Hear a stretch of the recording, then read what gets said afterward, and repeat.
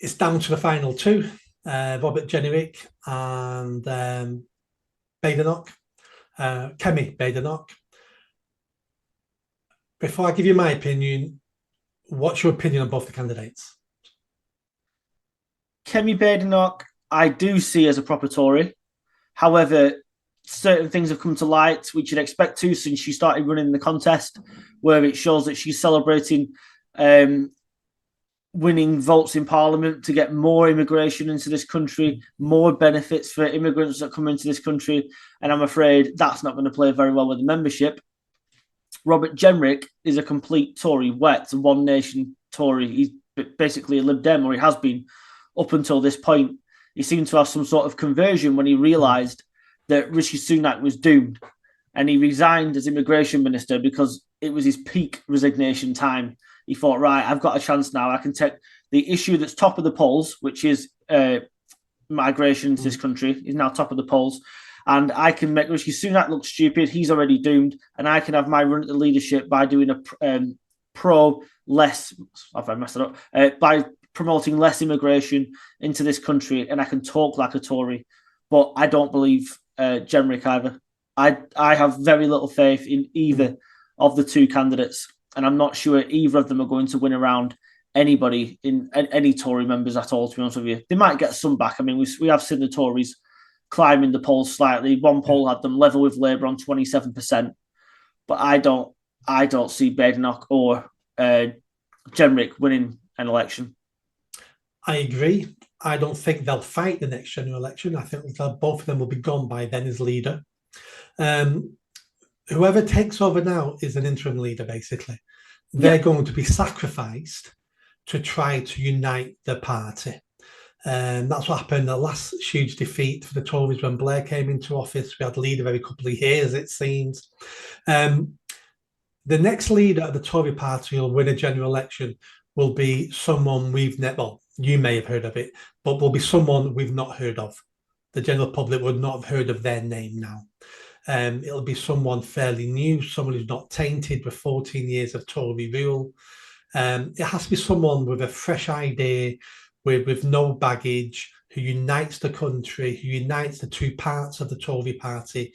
It will not be the two candidates at the moment. They will just get the Tories over the next difficult couple of years. I agree with your points on both candidates.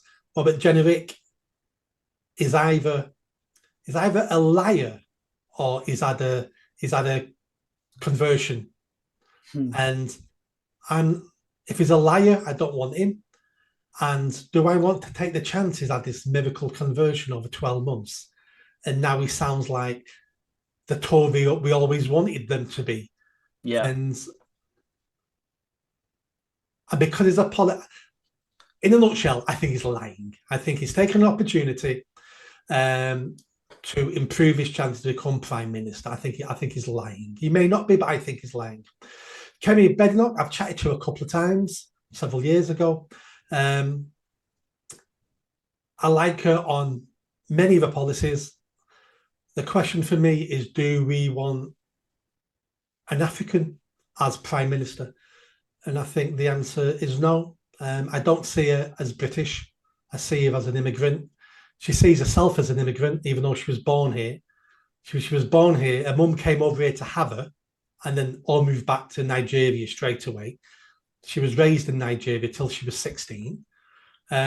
So I've got real doubts over her, not commitment to the country, but I think we've had enough of diversity is our strength. Diversity is not our strength.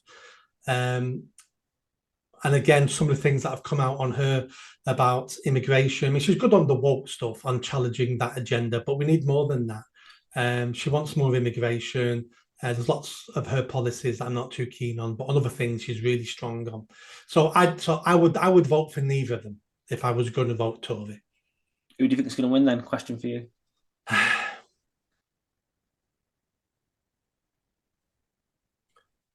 I think Jenrick's going to pull it off. Yeah, I do.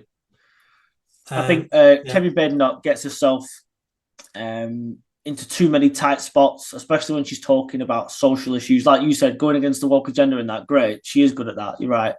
But unfortunately, sometimes she gets bogged down in silly issues, and it just annoys people. When she was talking about maternity pay the other week, I mean, why get bogged down in something like that in a leadership contest? Just talk about the main issues that your membership, which is dwindling as it is, actually want to hear. Talk about Tory issues, which is what Jenrick, to be fair to him, has got spot on all the way through. He's been talking like Margaret Thatcher when he used to be more like Theresa May. I mean, like you said, it's one hell of a conversion, but it will work, and I think it will see more of the line. I think for people who don't know, these two Tory politicians have been selected to be the final two, and it's a Tory members now who vote on who becomes the next leader of the Tory party. So no one else has a say. Tory supporters, Tory members over the last 14 years have shown me that if you've got a good enough lie, they'll get behind it.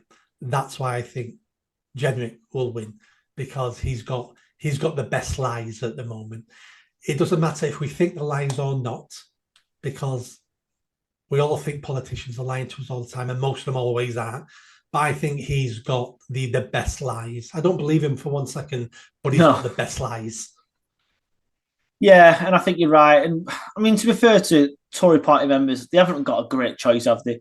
And they didn't really have a great choice from the first 6. No. I mean, if I was still a Tory member, I'd have probably been voting for a Priti Patel or a Suella Braverman. Yeah.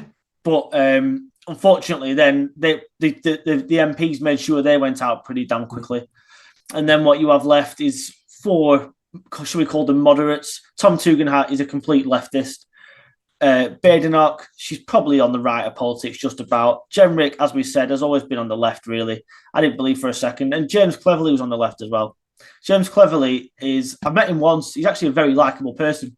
I like James Cleverly, but he is not strong enough leadership material. So it was good that he went, but it's no surprise to me that the MPs wanted James Cleverly to win. And he got a bit too big for his boots, didn't he, by allowing votes to go to other people and actually managed to knock himself out, which was unbelievable. They have denied that, but I've heard reports that it was actually true. They were lending votes to make sure that he went up against the right person.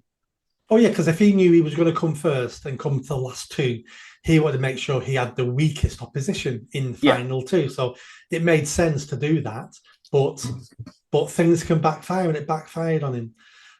Going back to the 2 people you said you'd like to have been in the race, Priti Patel and Suella Braverman, completely agree.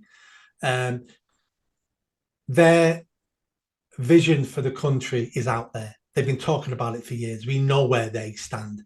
Yeah. They've not changed their minds over several years. They're both committed to this country, raised in this country.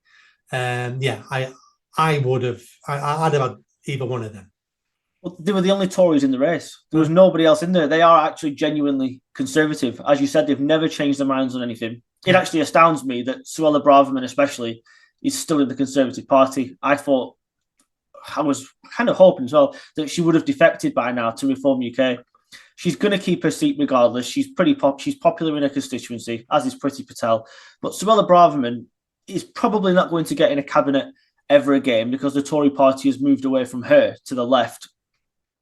And she's never going to be able to be Conservative leader because she'll never galvanise enough support from the current crop of Tory MPs.